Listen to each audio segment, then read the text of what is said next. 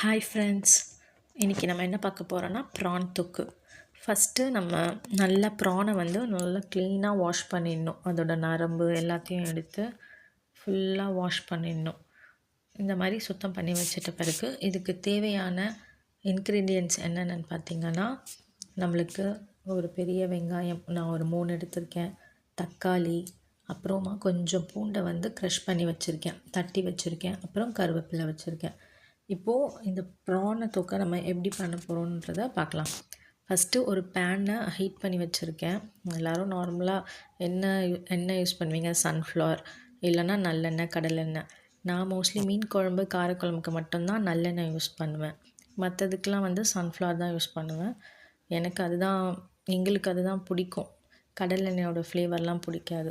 அவங்கவுங்களுக்கு தகுந்த மாதிரி என்ன ஆயில் வேணுமோ அதை போட்டுட்டு அதில் கொஞ்சம் ஃப்ளேவருக்கு கொஞ்சம் சோம்பு போட்டுக்கலாம். அது கொஞ்சம் நல்லா பொரியட்டும். பேன் கொஞ்சம் நல்லா இன்னும் ஹீட் ஆகணும். நம்மளுக்கு சோம்பு நல்லா பொரிஞ்சோன்னா வேறு எந்த ஸ்பைசஸும் சேர்க்க தேவை கிடையாது. இப்போ இது நல்லா கொஞ்சம் ப்ரௌன் ஆகிடுச்சா, இதுக்கு மேலே விட்டால் அது பிளாக் ஆகிடும். அதுக்கப்புறம் நம்மளுக்கு தேவையான வெங்காயம் கட் பண்ணி வச்சுருந்தால அது போட்டுக்கணும். இதில் என்ன போட்டிருக்கேன்னா, ஒரு 3 பெரிய வெங்காயம் கட் பண்ணி போட்டிருக்கேன். ஃபஸ்ட்டு அது நல்லா பிங்க் கலரில் வரணும். ரொம்ப கோல்டன் ப்ரௌனாலாம் நம்மளுக்கு தொக்குக்கு தேவைப்படாது. ஏன்னா நம்ம பண்ண போகிறது ப்ரான் தொக்கு இல்லையா, அது ஓரளவுக்கு நல்லா ட்ரையாக ஆகணும். ஃபஸ்ட்டு வெங்காயத்தை போட்டு நல்லா மிக்ஸ் பண்ணணும். மிக்ஸ் பண்ணும்போது நாங்கள் என்ன பண்ணுவோம், ப்ரான் பண்ணும்போது தக்காளியும் உடனே ஆட் பண்ண மாட்டோம். ஃபஸ்ட்டு வெங்காயம் போட்டு வதக்கிட்டு அப்புறம் அதை க்ரஷ் பண்ணியிருக்க பூண்டையும் போட்டு நல்லா வதக்கணும். ஏன்னா ஃபஸ்ட்டு தக்காளி போட்டுட்டா என்ன ஆகிடும்னா தண்ணி விட்டுரும். ஆல்ரெடி நம்ம ப்ரான்லேயே தண்ணி வரும் இல்லையா, அதுக்காக ஃபஸ்ட்டு வெங்காயமும் பூண்டு கருவேப்பிலை போட்டு நல்லா வதக்கிட்டே இருக்கணும். அதுதான் பண்ணிகிட்ருக்கோம். பண்ணி முடித்ததுக்கப்புறம் கொஞ்சமாக நம்மளுக்கு தேவையான மஞ்சள் பொடி போட்டுக்கலாம். ஏன்னா நான் ப்ரான் வாஷ் பண்ணும் போதே மஞ்சத்தூள் போட்டு தான் வாஷ் பண்ணி வச்சுருக்கேன். இப்போ எல்லாருமே அப்படி தானே பண்ணுவோம். சீ ஃபுட்டாக இருக்கட்டும், எந்த ஒரு நான்வெஜ்ஜாக இருந்தாலும் மஞ்சத்தூள் போட்டு வாஷ் பண்ணி வைக்கணும்.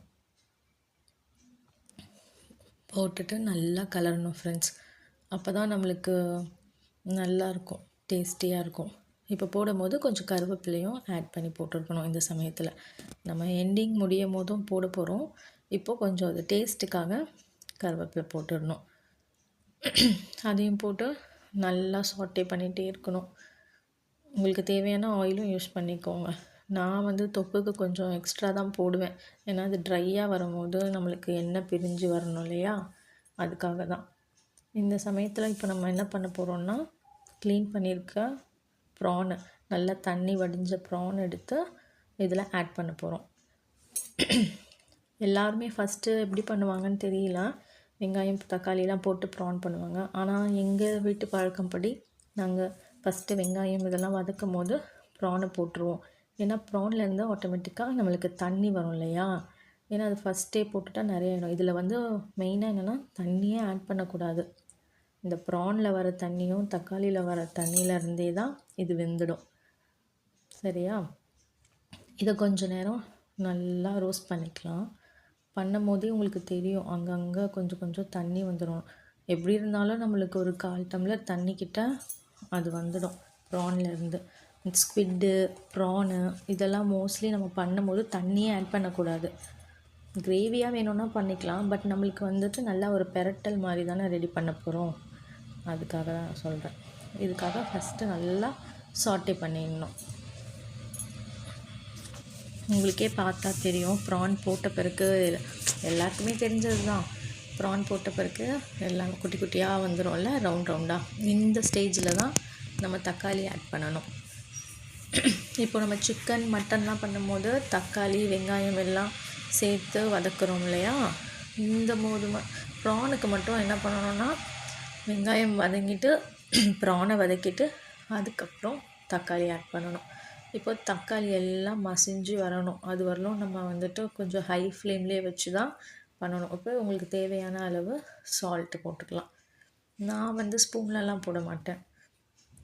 என்னோடது கையளவு தான். எனக்கே தெரியும் அதோட அளவு என்னென்னு. உங்களுக்கு எப்படி வசதியோ அந்த மாதிரி போட்டுக்கோங்க. சால்ட் ஆட் பண்ண பிறகு ஆல்ரெடி நம்ம மஞ்சத்தூள் போட்டுட்டோம். இப்போ வந்து காரப்பொடி போட்டுக்கலாம். இந்த காரத்தூள் வந்து குழம்பு மிளகாய்த்தூள் நம்ம வீட்டில் ப்ரிப்பேர் பண்ணுவோம்ல, பொதுவாக எல்லார் வீட்லேயும் தான் பண்ணுவாங்க. நம்மளும் அதே தான் யூஸ் பண்ணுவோம். அது ஒரு 3 ஸ்பூன் கிட்ட போட்டால் போதும். ஏன்னா இதுலேயே நல்லா காரம் கொடுத்துரும், கலரும் கொடுத்துரும், காரமும் கொடுத்துரும். போட்டுட்டு நல்லா கலரிடணுங்க ஃப்ரெண்ட்ஸ். எல்லாருக்கும் தெரிஞ்ச பேசிக் தொக்கு தான். என்ன நம்ம ப்ரானுக்கு பதிலாக இதில் முட்டை போட்டுக்கலாம், மஷ்ரூம் போட்டுக்கலாம். இதே ஸ்டேஜில் வெஜிடேரியனாக இருந்தால் மஷ்ரூமு இல்லைன்னா பன்னீர் கூட போட்டுக்கலாம். இந்த மாதிரி அது சேர்க்கும் போது ஜிஞ்சர் கார்லிக் பேஸ்ட் போடணும். பட் ப்ரானில் வந்து ஜிஞ்சர் யூஸ் பண்ண மாட்டோம் நாங்கள். எல்லோரும் எப்படி யூஸ் பண்ணுவீங்கன்னு தெரியல. எங்கள் சைடில் வந்துட்டு வெறும் கார்லிக் மட்டும்தான் யூஸ் பண்ணுவோம், ஜிஞ்சர் யூஸ் பண்ண மாட்டோம். இப்போ பார்த்தீங்களா, உங்களுக்கு டிஃப்ரென்ஸ் தெரியுதா? தக்காளி போட்டதும் கொஞ்சம் நல்ல ஒரு தொக்கு பதமாக வருதில்ல. இன்னுமே சிம்மில் வச்சிடணும்.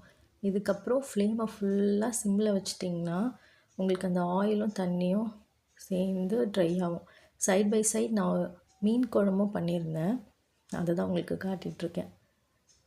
சங்கரா மீன் குழம்பு, இதோட வீடியோஸும் எடுத்து வச்சுருக்கேன், ஷார்ட்ஸில் அப்லோட் பண்ணுறேன் ஃப்ரெண்ட்ஸ், பாருங்கள்.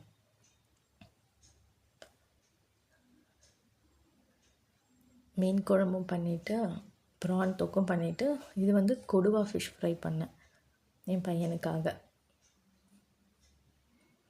இந்த 2 டிஷ்ஷுமே என் பையனுக்கு தான் ரொம்ப பிடிக்கும், ப்ரானும் கொடுவாவும்.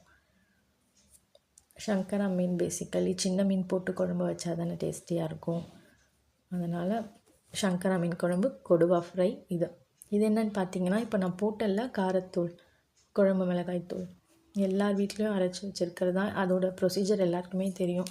இதை நாங்கள் 2-3 கிலோ அரைச்சி வச்சுருப்போம் பெரிய டப்பாவில். இது குட்டி குட்டி டப்பாவில் ஸ்டோர் பண்ணிக்கிட்டால் நம்ம இது மாதிரி யூஸ் பண்ணிக்கும் போது தண்ணி படாமல் இருக்கும், சேஃபாக இருக்கும்.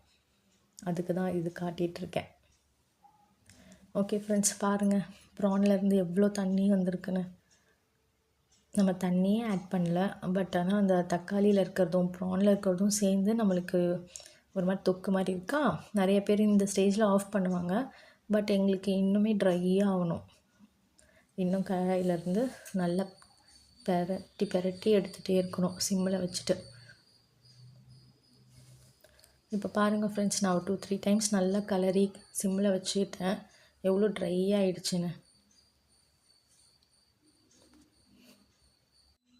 இப்போ பார்த்திங்கன்னா தெரியும், ஓரளவுக்கு நல்லாவே ட்ரை ஆகிட்டுருக்கு.